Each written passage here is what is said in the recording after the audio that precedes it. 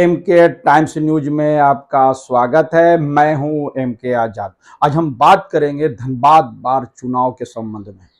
जी हां, धनबाद बार चुनाव में जो कल रिजल्ट आया है उसके संबंध में और उसके पीछे का जो राज है और जो बात कही गई है वो कितनी सत्यता है और चुनाव जीतने का जो तंत्र था वो क्या था।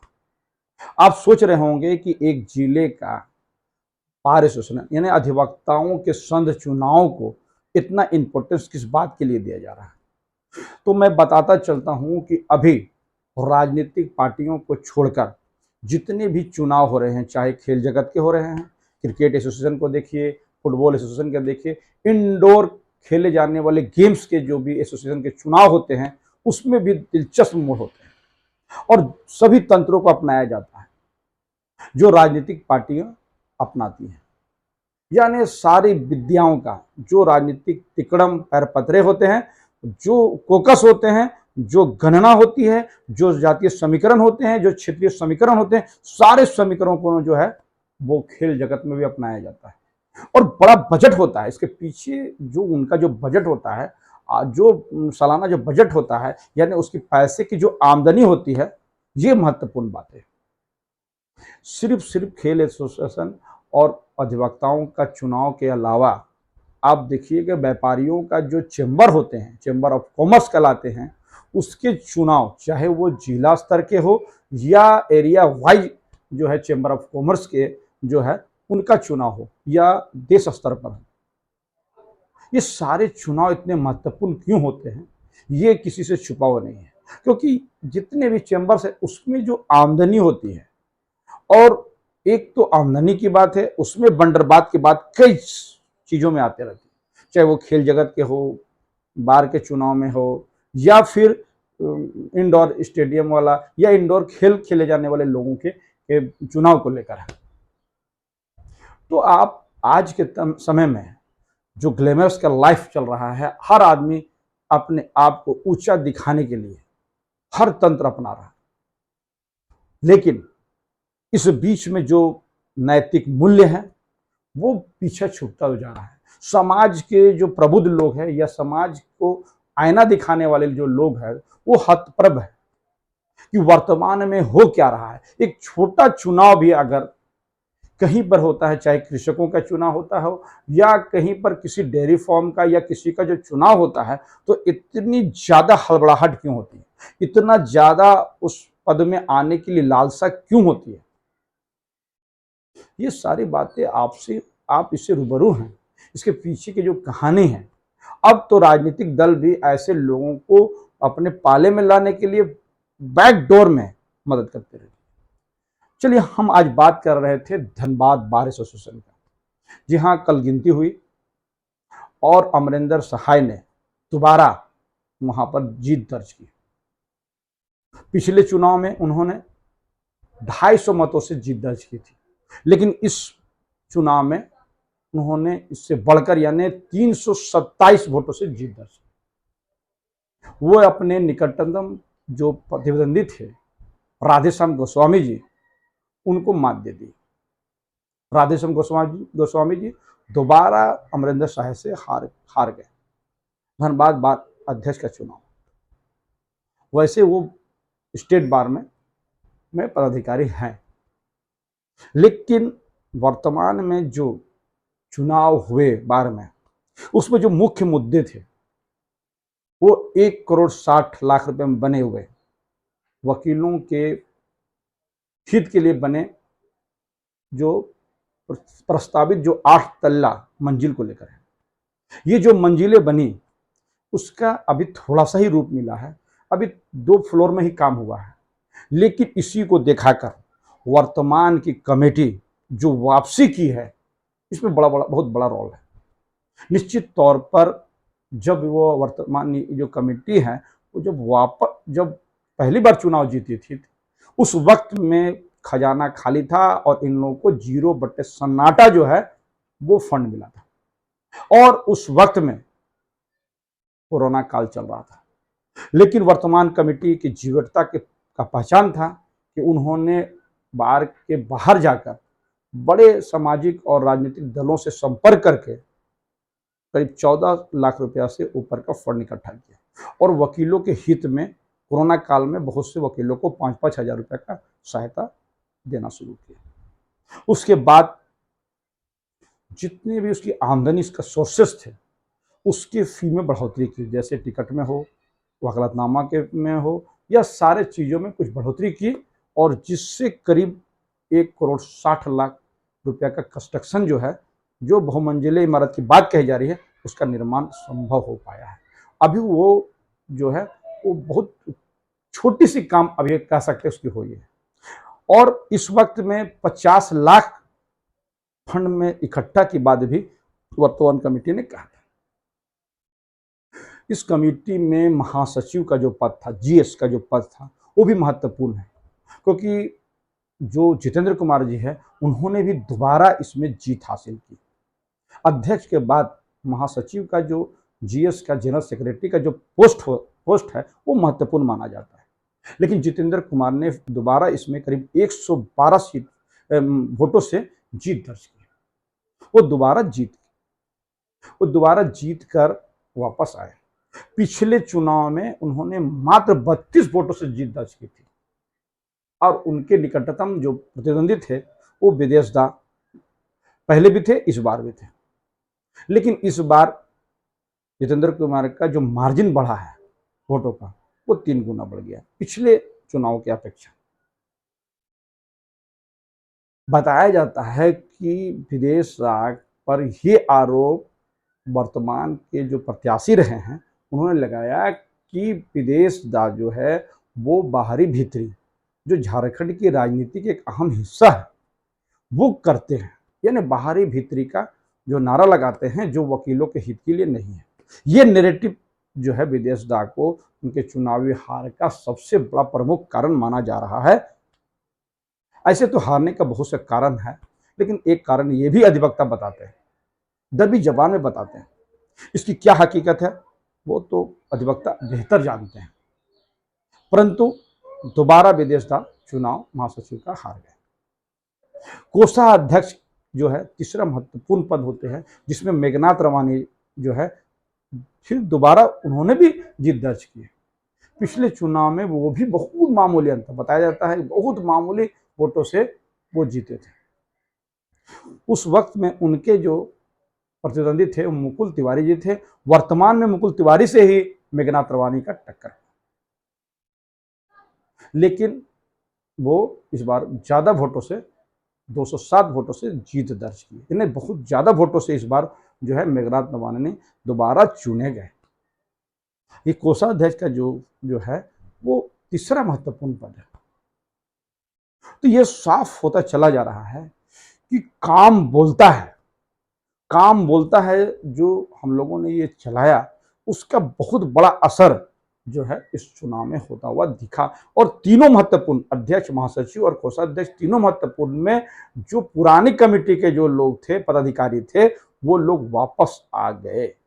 निश्चित तौर पर अध्यक्षों को लगने लगा कि जो काम बोलता है, यानी जो बहुमंजिले इमारत के बारे में बातचीत की गई, वो महत्वपूर्ण भूमिका चुनाव जीतने के लिए रहा।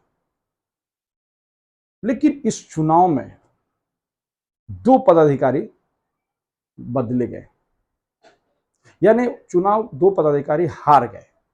उपाध्यक्ष, वाइस प्रेसिडेंट के रूप में राजदेव भारती जी जो है वो चुनाव हार गए। वो बड़ा साधारण और अकेले चलने वाले व्यक्ति हैं और उनकी साधारण जो स्थिति है वही उनको जो है पहले चुनाव जिताई थी।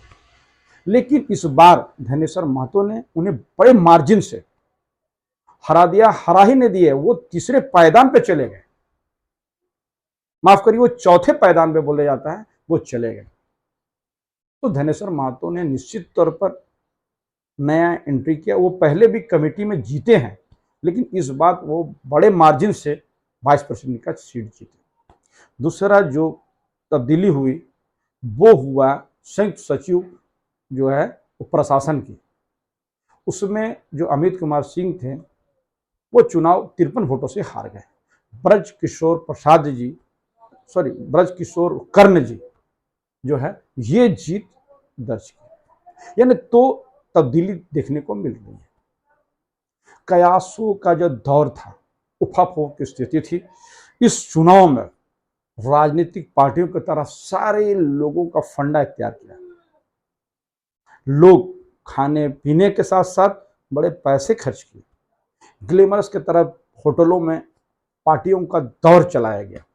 हर तरह से पैसे का खेल खेला गया और हर वो तंत्र अपनाया गया जो राजनीतिक दल अपनाते हैं। ये अधिवक्ता खुली तौर पर कहते हैं। और ये कई वीडियोस में वर्तमान जो जीतने वाले कैंडिडेट है या जो लोग जीत नहीं पाए हैं उन लोगों का भी ऑथेंटिक बयान दर्ज है। क्यों जरूरत हो पड़ी? अंदर खाने से ये बात हुई कि वर्तमान के जो कमेटी जो जीत कर आई है, जो पदाधिकारी, उन्होंने जो हार गए उस पर आरोप लगाया कि जो 50 लाख रुपया का जो एक्सपायर जो राशि है, इसी को देखकर नए लोग चींटी की तरह उसमें उसको मीठे भोजन को खाने के लिए अपने आप का प्रयासरत है। तो निश्चित तौर पर जो कयास से लगाए जा रहे थे वो सच साबित हुआ और हम लोगों का जो अनुमान था कि वर्तमान कमेटी के महत्वपूर्ण पदों पर कोई चेंजिंग नहीं होने जा रही है, वो पूरी तरह 100% सही होता हुआ दिख रहा है। एकदम सही दिख रहा है। कुछ पदों पे लोग कह रहे थे कि चेंजिंग होगा 10 से 20% पे, वो भी सही होता हुआ दिख रहा था। यानी अधिवक्ताओं ने पूरी तरह से बहुमंजिली इमारत और सीजीएम और दूसरे कैंपसों में जो किए गए काम, सबसे बड़ी बात है उसको लेकर वोट दिया। और सबसे बड़ी बात है कि इन लोगों पे करप्शन के चार्जेस नहीं लगे। पिछली कमेटियों में जो करप्शन के जो चार्जेस लगे, इस कमेटी ने उससे अपने आप को बचा के रखा। यह महत्वपूर्ण बात। यानी पैसों की जो बंदरबाट है वो काफी बड़े पैमाने पे ये चुनाव पे हावी होता हुआ दिखा और इसका परिणाम वो लोग चुनाव हार गए।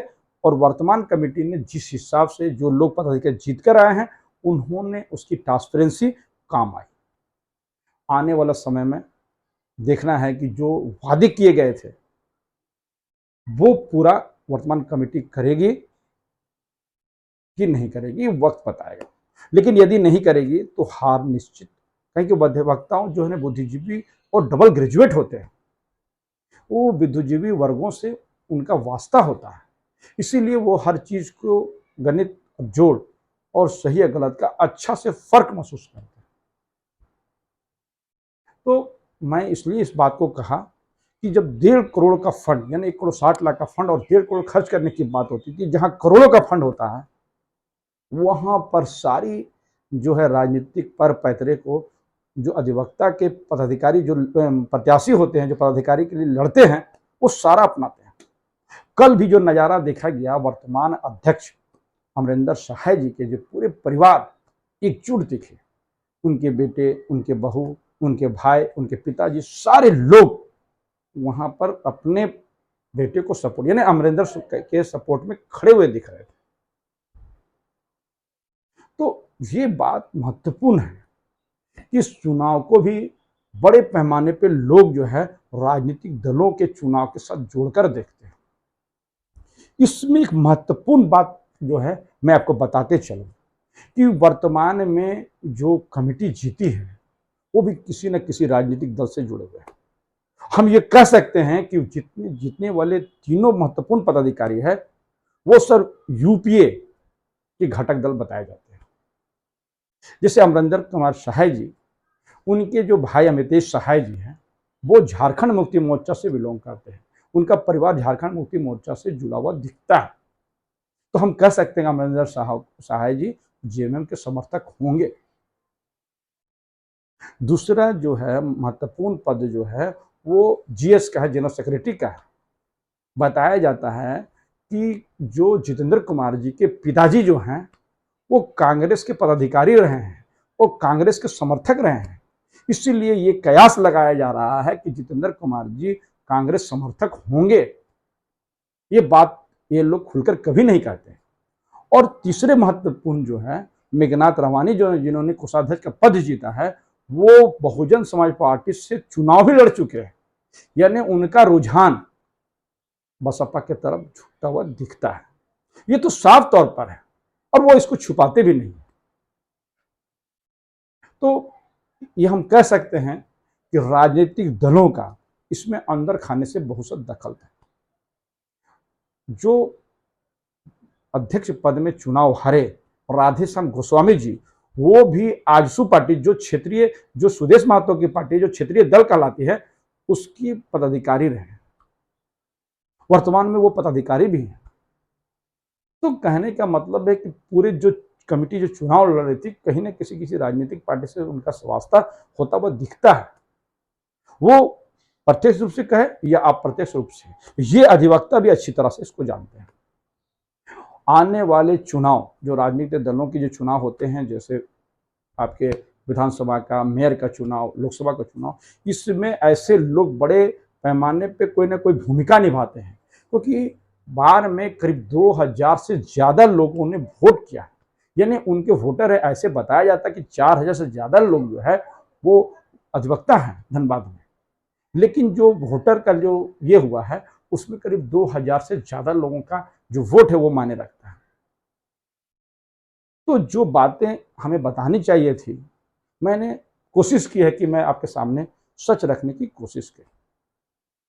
आने वाले समय में मैं और गंभीर मुद्दे को लेकर, अच्छे मुद्दों को जो जनता देखना चाहती है, मैं उसको लेकर आने का काम करूंगा। तो किस तरह के वीडियोस चाहिए, हमारे कमेंट्स बॉक्स में जरूर कमेंट्स करें, और जिन्होंने अभी तक हमारे न्यूज़ को सब्सक्राइब नहीं किया वो सब्सक्राइब कर दें। नमस्कार।